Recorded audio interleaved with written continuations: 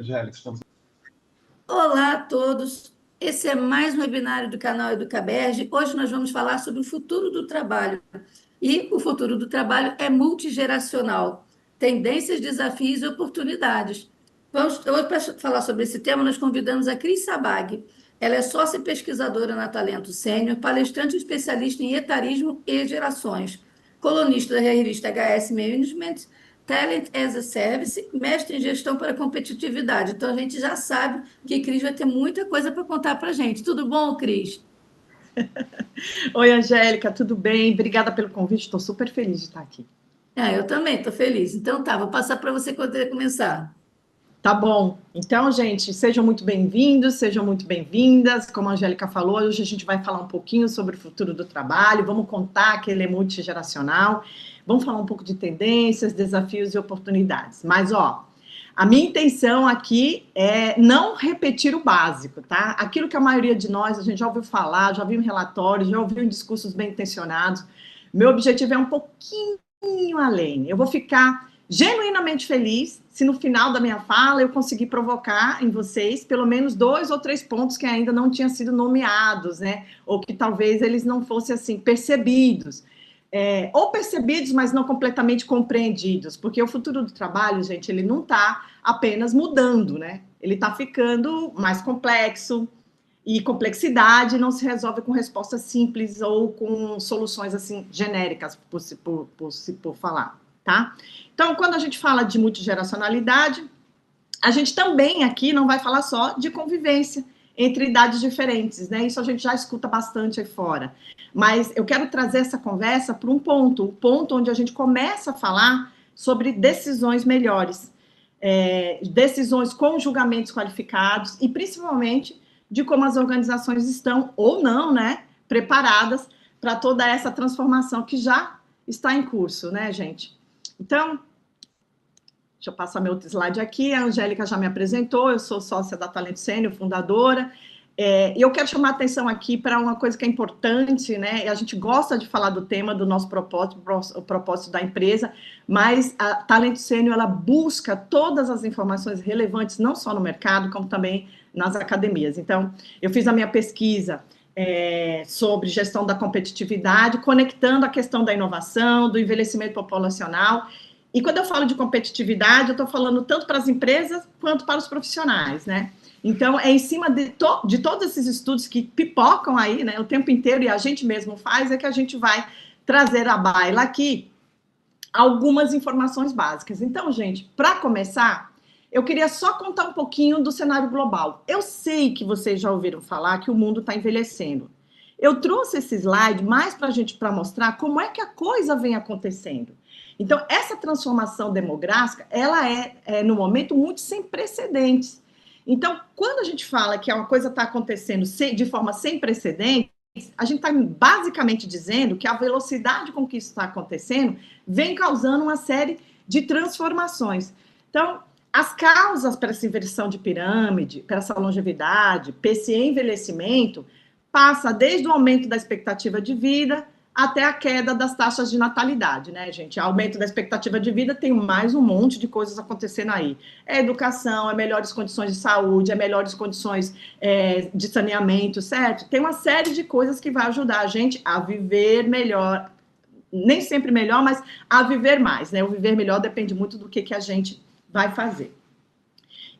E essas são as causas, elas vão me trazer sempre um impacto social, impacto econômico, impacto cultural, né? Então, quando a gente fala assim de impacto social, por exemplo, a gente aumenta a demanda de serviços de saúde, a necessidade de adaptar as infraestruturas e transporte para esse público que envelhece, mudanças nas relações familiares, no papel dos idosos, inclusive na sociedade, né? Impactos econômicos, porque tem uma pressão sobre sistemas previdenciários, sistema de saúde, tem o desafio de manter uma força de trabalho, tem grandes oportunidades para novos mercados, né, gente? Mercados de produtos, serviços, tem impacto cultural, tem uma nova visão sobre o que é um envelhecimento, o que é ser mais ativo, o que é estar mais engajado. Tem a questão da valorização ou não, né, da experiência e a sabedoria das pessoas mais velhas. E aí, eu não gosto muito da palavra idoso, né? Porque coloca a gente numa condição de frágil, de fraco, mas eu quero falar do ser humano que vive mais, o ser humano que tem mais tempo de estrada, né? E claro, se tem desafio, se tem impacto, vai ter oportunidade, né? Que se a gente não tratar bem, vira um desafio, não? Então, garantir qualidade de vida, como é que a gente faz? Como aproveitar o potencial econômico dessa população? Como é que a gente lida com isso? E é sobre isso, então, que a gente hoje passa a falar. Então, ó, no Brasil, a cada 21 segundos, uma pessoa faz 50 anos. Você acredita? Então, ó, nessa velocidade das coisas, em 2030, o Brasil vai ser o quinto maior país em quantidade de pessoas com mais de 50 anos no mundo. Em 2050, o número de brasileiros 60 a mais já vai ultrapassar 40 milhões de pessoas. Gente, são milhões de pessoas a mais do que era previsto lá pelos anos 2000, tá? Então, globalmente, essa expectativa de vida, que atualmente é de 73 anos, no Brasil para mulheres 80, para os homens 73, ela vai se expandindo, vai tomando forma. E aí, gente, esse slide que eu vou trazer para vocês aqui é o slide que reúne uma sequência de pela primeira vez. E isso não é um detalhe, é um sinal de ruptura. Pela primeira vez, mais da metade da população brasileira tem 30 anos ou mais. Pela primeira vez, até 5 gerações convivem nas mesmas equipes, por isso que a gente está falando aqui nesse webinário. Pela primeira vez, profissionais mais jovens passam a liderar pessoas com 50 anos ou mais. E o que quase ninguém está dizendo é que essas mudanças elas vão acontecer mais rápido, né, do que a capacidade da organização e até das pessoas e do governo compreender, né? Então, não tem manual, não tem processo, não tem uma política pronta para lidar com esse nível de complexidade humana, né? Então, essa multigeracionalidade não é sobre idades diferentes trabalhando juntas, é mais sobre como as decisões estão sendo tomadas nesses ambientes, onde experiência, contexto, né, tempo de carreira não são igualmente considerados. E acho que aqui que é o ponto, né? Existe um viés silencioso que vem atravessando a discussão aqui da longevidade, que é o tal do etarismo, certo? Todo mundo já ouviu falar, aquele preconceito que a gente tem com a idade, hein? E não é só com a idade dos mais velhos, é com a idade dos mais novos também. Esse etarismo, ele machuca todo mundo, machuca os profissionais, machuca a empresa, machuca o país, né? Então, quando a gente diz que a geração X é inflexível, que ela não aprende, que ela não é ágil, ou quando a gente diz assim que a geração Z, né, é complicada, é impaciente, né, é mimimi, a gente não está analisando o comportamento, a gente está apenas reduzindo pessoas e reproduzindo estigmas, né? Idade, gente, assim como infância, adolescência, é uma categoria socialmente construída, tá? Ela foi propositalmente construída, não para fazer o mal, mas para ser estudada, né? Então, a academia fez esses recortes para entender melhor o que acontece em determinados cenários, em determinadas épocas. Então, o que aconteceu? Esses estudos, essas categorizações, elas foram absorvidas pelo mercado. Só que elas foram absorvidas não na forma científica com a qual ela foi criada, né? E é por causa disso que a gente vai atribuir valores a cada fase da vida conforme o tempo, né, que se desloca, conforme a cultura da região. Então, não existe uma verdade absoluta quando a gente fala de gerações. Eu acho que essa é a primeira coisa que eu queria deixar aqui para vocês, tá? Como pesquisadora no tema, eu posso afirmar com dados e fatos que as pessoas agem como elas agem por múltiplos fatores. Incentivos, contexto, pressão, modelo de decisão, família, religião. O ano em que alguém nasceu provavelmente não é o principal motivador de determinados comportamentos, tá? Então, acho que essa é uma primeira grande frase que a gente tem que lançar aqui. E aqui eu espero que tá tudo bem? Até aqui tá todo mundo bem? Vamos recapitular rapidamente o que a gente falou nesses primeiros 3 slides de introdução, né? A gente já entendeu que o cenário que a gente tem agora é demográfico, a gente já entendeu também que a idade cronológica ela não determina a capacidade nem de aprender, nem de inovar, nem de usar tecnologia, nem de participar ativamente, né, da sociedade produtiva. E se a gente aprendeu isso, e isso é verdade, o que os dados vão mostrar precisa ser feito, olhado sobre uma outra ótica, né? A pergunta que precisa ser feita, então, não é sobre a idade, é outra.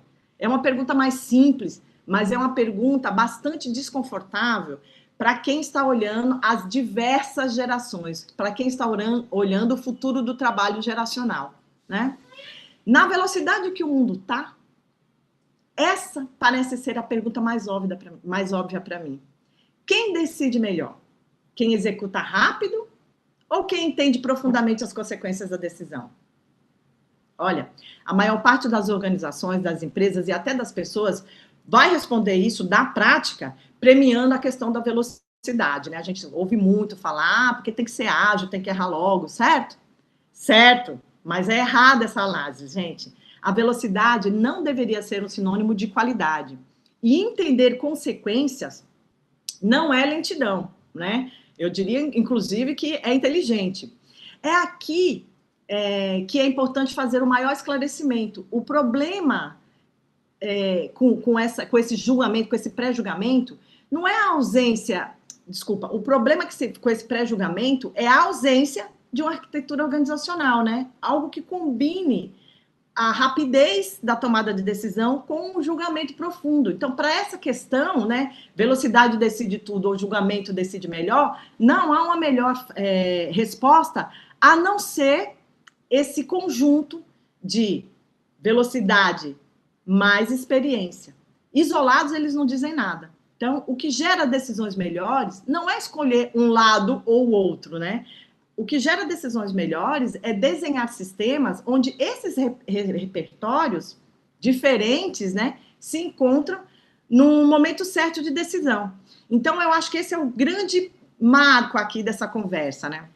As organizações que realmente são multigeracionais, elas conseguem fazer isso, né? Elas entendem que velocidade não anda sozinha, mas decide um contexto, e elas entendem que experiência, quando fica isolada, ela perde escala, tá bom? Então, gente, quando a gente diz que o futuro do trabalho, ele é multigeracional, a gente não está falando da harmonia geracional, tá? Quando a gente traz esse negócio pro mundo das empresas, né, pro mundo corporativo, o que a gente vai trazer é que essa harmonia, ela vai acontecer, mas em prol de alguma entrega, né? Nem assim, a convivência pacífica entre as idades diferentes, ela é desejada. A gente está falando aqui de qualidade, a gente entende que isso é importante, mas a gente está falando aqui de qualidade de decisão, né? Então, nesses ambientes mais complexos, olhar essa convivência pacífica e trazer à tona todas essas responsabilidades vai me dar condições de um debate em outro nível, né? É algo que vai além, então, dessas boas relações. Vai além dessa logística simplista de nós contra eles, né? Que acontece muito entre as gerações.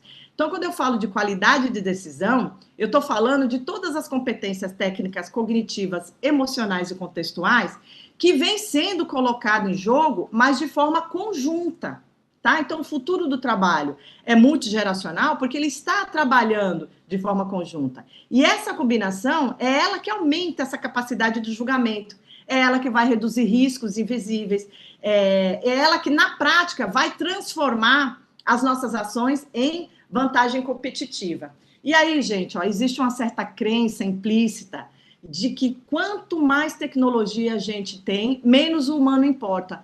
Mas o que a gente está vendo é exatamente o oposto, né?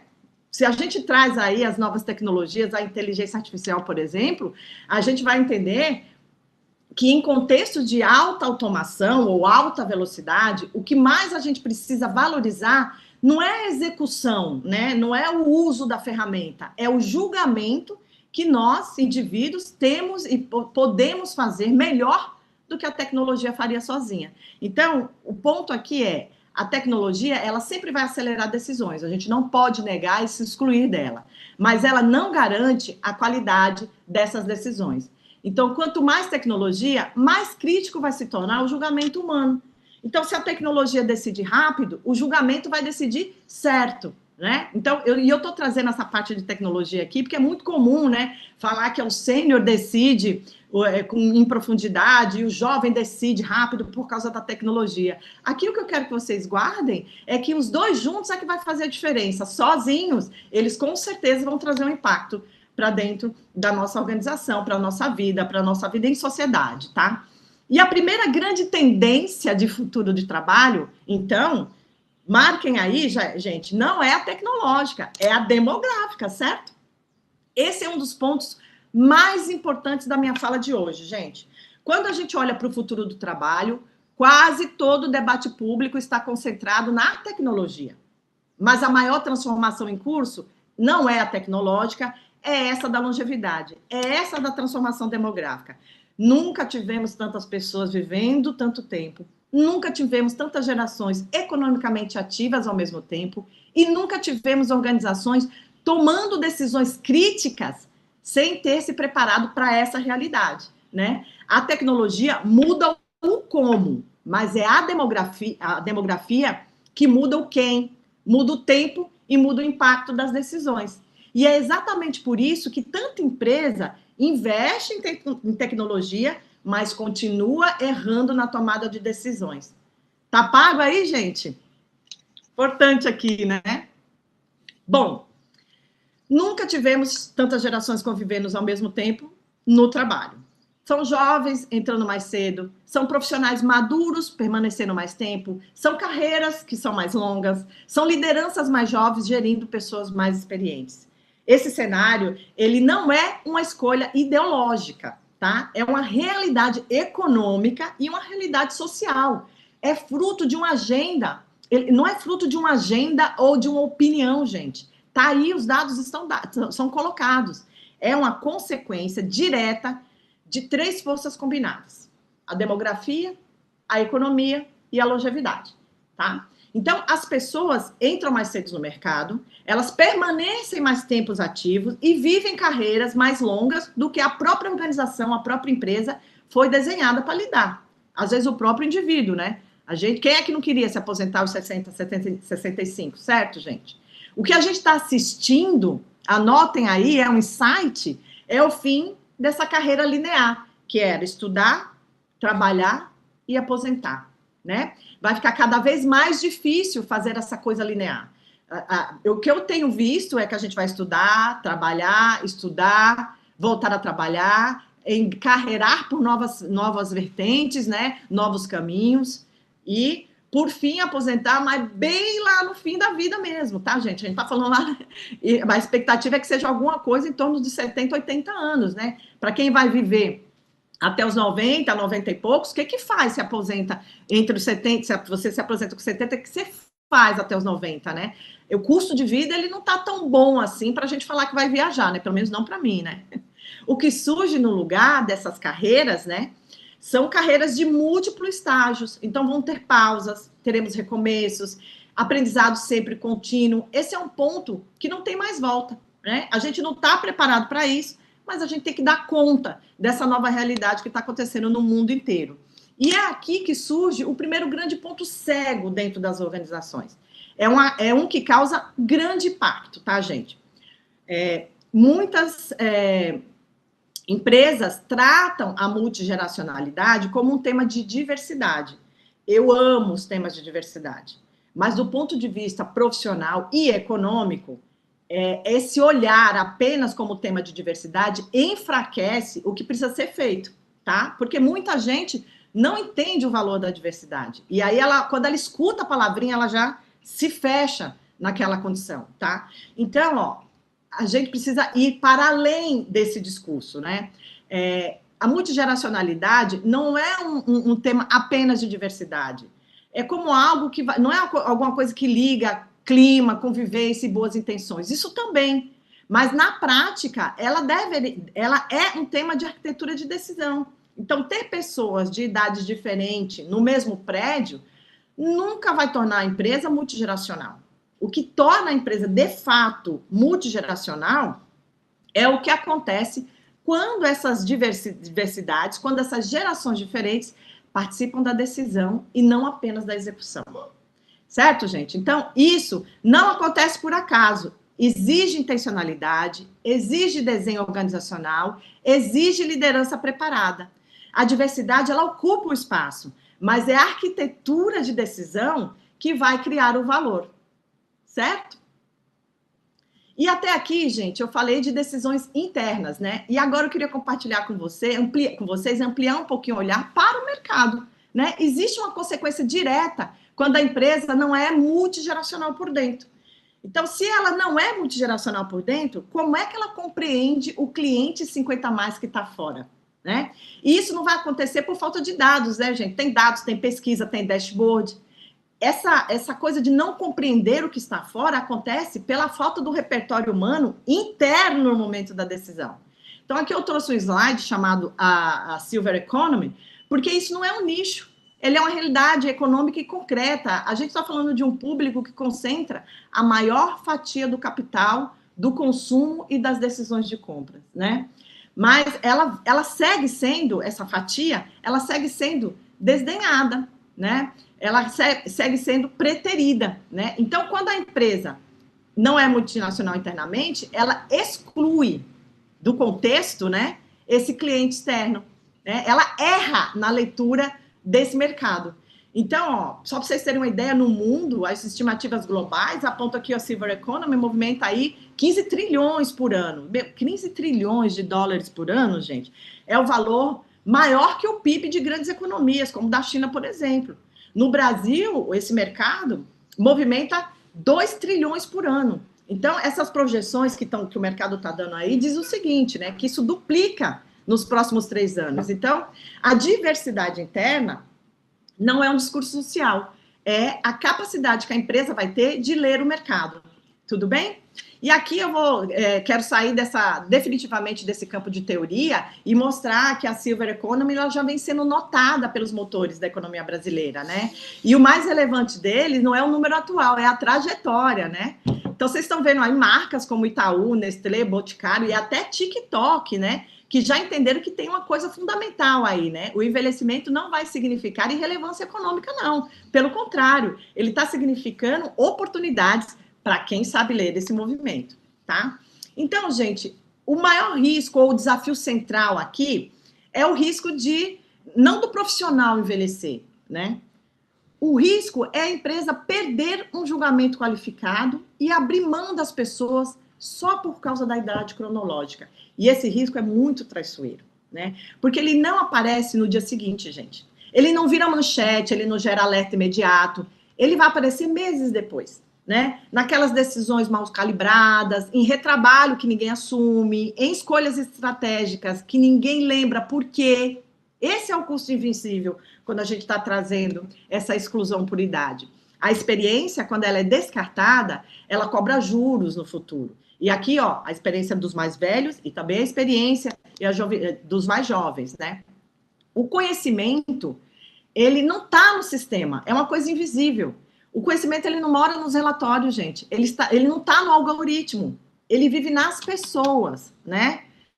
Quando a empresa perde pessoas experientes, ela não perde o passado. Ela vai perder a capacidade de decidir o futuro com mais qualidade. Então, as organizações, elas não quebram por falta de dados. Elas quebram por falta do quê? Do julgamento, que a gente já falou aqui. O julgamento, ele acaba envelhecendo para fora das empresas, não dentro dela, porque você descarta esse conhecimento tácito quando você não coloca as gerações trabalhando juntos, né? Então, empresas não perdem valor quando seus profissionais envelhecem, elas perdem valor quando elas permitem que esse julgamento experiente saia da mesa de decisão, tá bom? E aí, quando ele sai da mesa de decisão, gente, vai acontecer o que o mercado chama de apagão do contexto. Quando o profissional sênior sai sem transferir o porquê de algumas decisões, a empresa vai herdar um código de legado humano. Processos que funcionam, mas a lógica a gente não compreende mais, né? Não é apenas uma saída de pessoas, gente, é a perda de um contexto decisório que foi acumulado durante anos, né? A gente, estamos vendo as organizações deixarem que profissionais que atravessam diferentes ciclos econômicos, né? Eles sabem onde o risco realmente se esconde, já tomaram decisões sob pressão em crise, eles carregam essa memória institucional não documentada para fora da empresa quando ele sai. E o custo vai aparecer na linha do tempo, como eu falei para vocês. Decisões mais lentas, erros repetitivos. E o problema, gente, não se resolve com sucessão. Ah, eu vou fazer um belíssimo plano de sucessão. O problema vai acontecer quando a sucessão, belíssima, planejada, ela vem sem o contexto. E a maioria das empresas planeja quem substitui lindamente, mas não planeja o que pode ser pedido, o que eu preciso manter, né? O conhecimento tácito que está na pessoa e que precisa ser mantido dentro da organização. Então, gente, esse etarismo, vou chamar aqui de etarismo, e é mesmo etarismo, ele não grita, ele sussurra, ele aparece em decisões aparentemente racionais, tá? Do que eu estou falando? Ah, vamos fazer uma sucessão porque a pessoa está ficando mais velha. Vamos cortar aqui porque, enfim, algum motivador me levou a fazer um corte de equipes. Vamos fazer avaliação de potencial, só que os meus critérios são difusos, né? Eles não estão adequados ao futuro. Eles estão olhando o quê? A idade, o viés etarista, né? Quando a empresa não explica os seus critérios de decisão, né? Quando ela não estuda, quando não está claro por que ela tomou aquela decisão e ela não está enviesada, ela vai, esse viés, esse preconceito vai adentrar pelas portas dos fundos, travestido de estratégia, né, gente? O etarismo moderno, ele não é uma opinião, é uma falha de governança decisória, né? E ele vai gerar vários alertas, né? Diversidade multigeracional sem liderança intergeracional não vai gerar inovação, vai gerar ruído, vai gerar conflito, vai gerar decisões lentas, vai gerar desperdício de energia organizacional. Né? E isso é um impacto. Muitas empresas acreditam que a diversidade multigeracional por si só vai gerar a inovação, e não é. A gente precisa ter uma liderança que produza, né, decisões que não leve a fragmentos, que não leve a conflitos mal interpretados, né, que não crie choques de geração. O problema não é a diferença da idade, gente. O problema é a ausência de uma liderança capaz de integrar repertórios no momento da decisão. Então, o desafio aqui é não é fazer as gerações se entenderem, é desenhar como as decisões são tomadas, né? Porque a liderança intergeracional não é mediar conflito, equilibrar ego, adaptar a linguagem, não é isso, gente. Quando a gente fala de liderança intergeracional, a gente vai pedir para que essa liderança tenha capacidade, né, de colocar experiência em execução no mesmo fluxo decisório. A gente vai pedir que ela tenha capacidade de garantir que julgamentos profundos entre antes de decisões críticas. Vai evitar que velocidade opere sem contexto, né? Então, ela transforma a diversidade em vantagem competitiva mensurável. Esse é o papel da liderança. Não é escolher entre velocidade e experiência, é desenhar sistemas onde velocidade e experiência operem juntos, né? E a virada vai acontecer, então, quando a gente normaliza algo simples e poderoso. Jovens ampliam possibilidades, eles estão vendo, recebendo com muito mais informações tudo o que está acontecendo no mercado. Não que o profissional mais velho não faça isso, mas a velocidade do jovem em olhar essas novas tecnologias é bem mais ampla. Razão pela qual, nos contextos tecnológicos, eles eles aprendem mais rápido e em maior velocidade, não em maior velocidade, mas em maior volume. Os profissionais mais experientes, ele sempre vai reduzir riscos. E a forma como ele aprende, coisas novas são coisas novas para todos, para jovens e para mais velhos. Não é a idade que diz o que é novo, o que não é, né? Mas os mais velhos, por experiência e por tempo de jornada, ele quer e foca, né, o aprendizado dele naquilo que vai agregar valor. Percebe, gente? Então, ele não precisa conhecer 50 tecnologias se ele conhecer o conceito daquela uma tecnologia, o que tem por trás e como ele pode agregar valor a partir dela. Percebe? Ele não vai procurar a tecnologia da empresa A, da empresa B, da empresa C, se ele já sabe o que está por trás daquele conceito.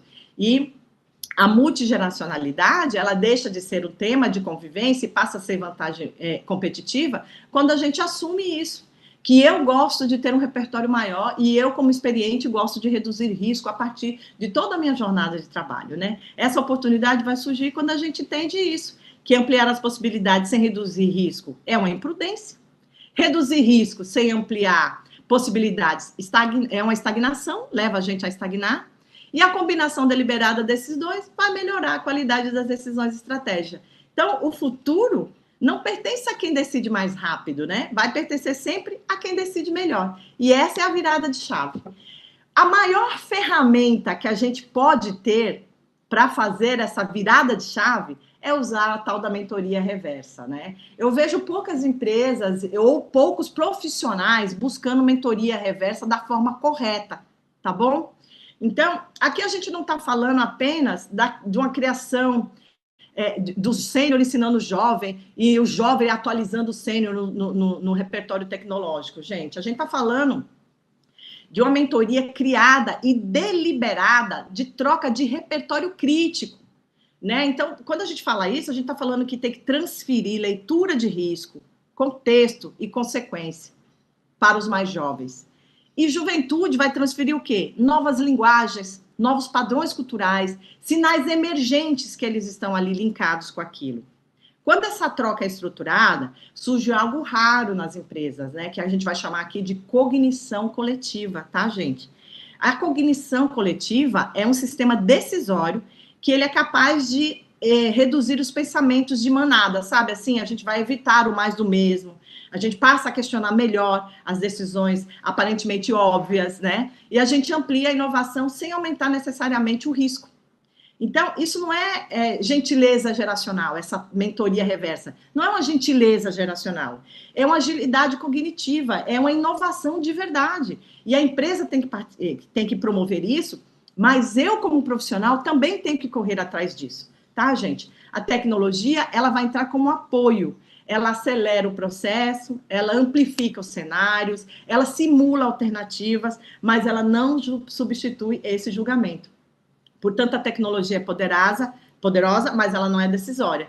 Quem vai decidir, interpretar e atuar são as pessoas, né? E aí, nesse ponto, os profissionais com experiência acumulada têm esse papel insubstituível na construção dessas decisões mais sólidas e estratégicas, apoiadas por essa tecnologia que os mais jovens tão bem lideram, certo, pessoal?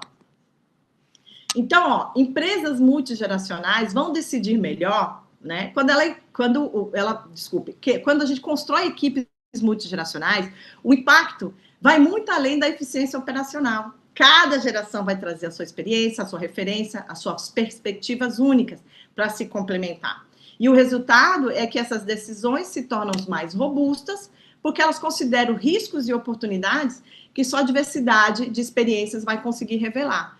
Produtos e serviços vão ficar mais aderentes a esse cliente real, né? Porque a equipe reflete a complexidade e a heterogeneidade desse mercado. Então, ao mesmo tempo, a empresa desenvolve uma leitura mais madura do futuro, antecipando tendências e evitando aquelas decisões mais míopes, né? Em outras palavras, a gente vai falar que a multigeracionalidade não é só aquela questão de inclusão, é uma vantagem estratégica que vai transformar essa inteligência individual, esse é o ponto, transformar inteligência individual em inteligência coletiva, gente. E o futuro do trabalho não deveria ser uma disputa entre gerações, tá? O futuro do trabalho é uma disputa, na verdade, entre organizações, empresas, organizações que conseguem combinar experiência e renovação, né?